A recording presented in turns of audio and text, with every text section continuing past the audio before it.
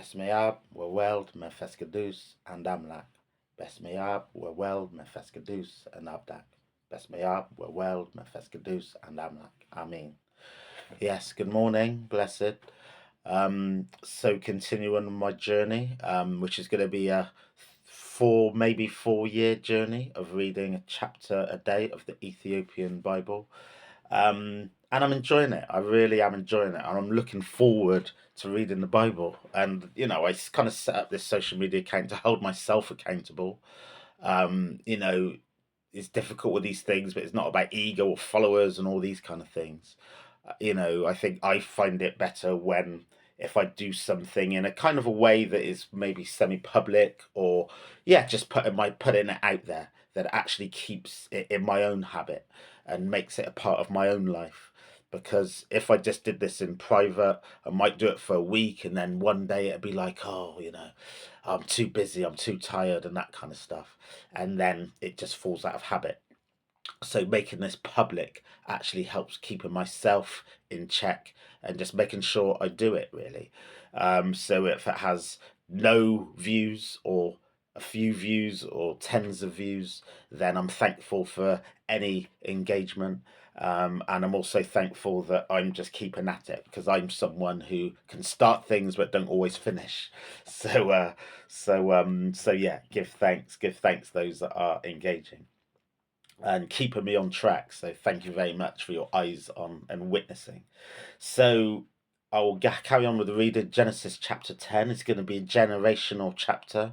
It's not going to be easy to read. I've already scanned it, and some of these names I know I'm going to trip over. So do bear with me, and we'll see how we go. Blessed love. So these are the generations of the sons of Noah: Shem, Ham, and Japheth. The sons are born to them after the flood.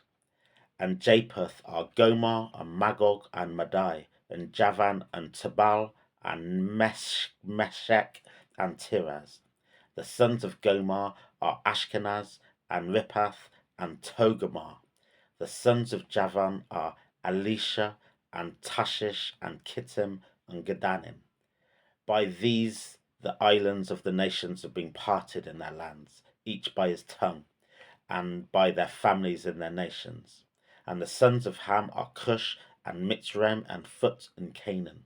The sons of Cush are Seba, and Havilah, and Sabta, and Ramah, and Sabtekek. And the sons of Ramah are Sheba, and Dedan. The sons of Cush has begotten Nimrod, and has begotten to be the hero of the land. And he has been a hero in hunting before Yahweh, there is said. And Nimrod the hero is hunting before Yahweh. And the first part of the kingdom is Babel, and Erech, and Akkad, and Calneh, and the land of Shinar. From the land he is gone out to Ashur, and builds Neverheh, even the broad places of the city of Keilah, and Rezin before Nivala, and Kala is the great city. And Mitzram has begotten the Lidim, and the Animim, and the Lebahem, and the Naphtahim, and the Pasharim, and the Kalishim, from where he has come out of Philistim. It's not Philistine, it's Philistim. And Cathotorim, and Canaan the I'll read that sentence again. And Canaan has begotten Sidon the firstborn, and Heth, and the Jebusite, and the Amorite, and the Girgashite, and Havite, and Archite, and Sinite, and the Avidite, and the Zemarite, and the Hamathite. And afterwards the families of the Canaanite have been scattered, and the border of the Canaanite is Sidon. In your going towards Gerar to Gaza, in your coming towards Sodom and Gomorrah, and Admah, and Zabalam, and Lasha. These are the sons of Ham by their families, by their tongues, in the lands of their nations. And for Shem, father of the Eber, the older brother of Japheth, he has also begotten. The sons of Sham are Elam, and Ashur, and Ashrazad, and Lud, and Aram. The sons of Aram are Uz, and Hul, and Gether, and Mash. And Aphazad has begotten Salah, and Salah has begotten Eber. The two sons have been born to Eber. The name of the first is Peleg, for his days on the earth has been divided, and his brother's name is Joktan.